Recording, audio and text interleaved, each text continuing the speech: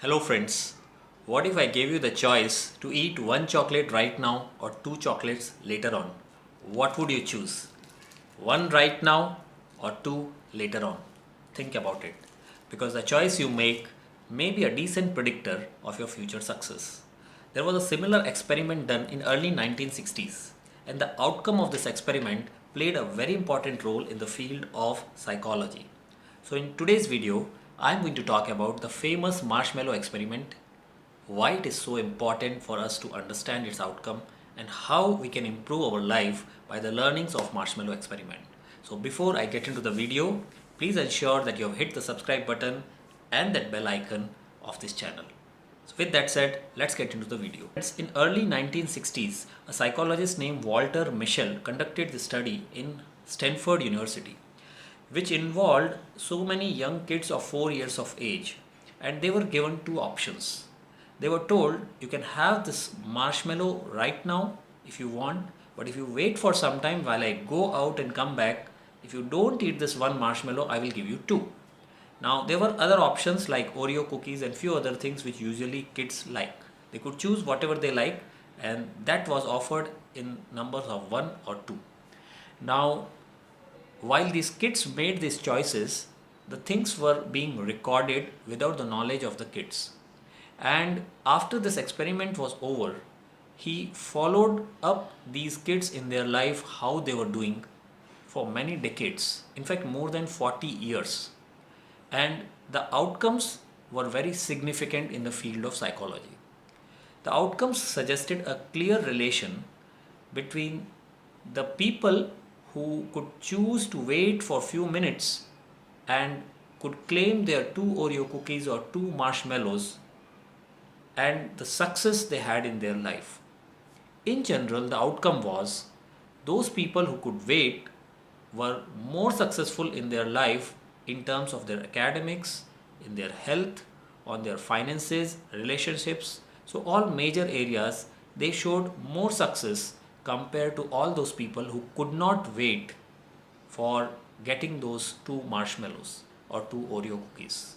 Now, how was it concluded? The conclusion suggests that ability to delay gratification can be an important predictor of future success. I repeat, ability to delay gratification can be an important predictor of future success. It means if I can hold on to my temptation today, it will help me to achieve more success in life. Now let's understand in different words. Walter Mischel says that some people could be primarily stimulus driven and few people could be primarily self driven. What is the meaning of stimulus driven? Stimulus driven means my stimulus, my temptations drive me. Now the stimulus for someone could be alcohol, for someone could be coffee, for someone could be cigarette, for someone could be ice cream or chocolate, or for someone could be craving to shop things. So all kind of temptations, if they are driving me, then I am primarily stimulus driven. It means my stimulus is in control, I am not in the control.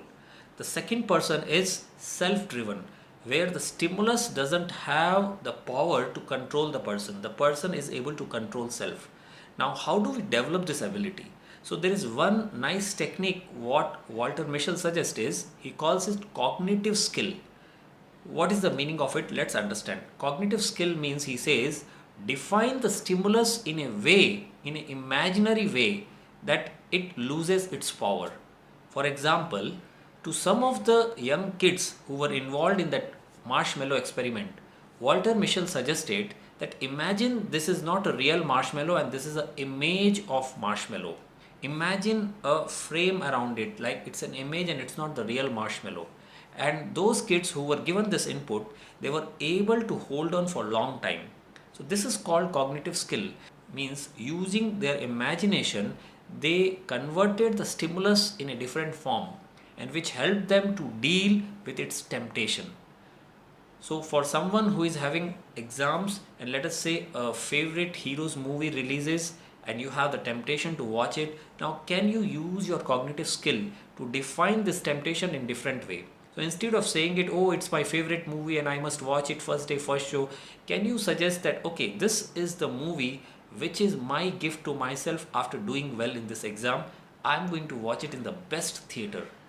Now this is use of cognitive skill to change the stimulus, and in this way slowly the person can become self-driven. There are some other methods he have suggested, but that will make the video longer. But here let me summarize it.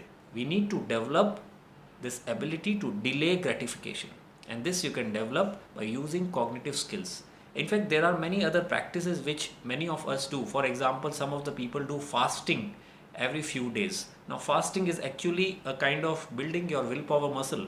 It is on the fasting day you are exercising your delaying gratification, isn't it? When everybody is eating and you are saying no, I will not eat, you are delaying your gratification. So that is one way to deal with it.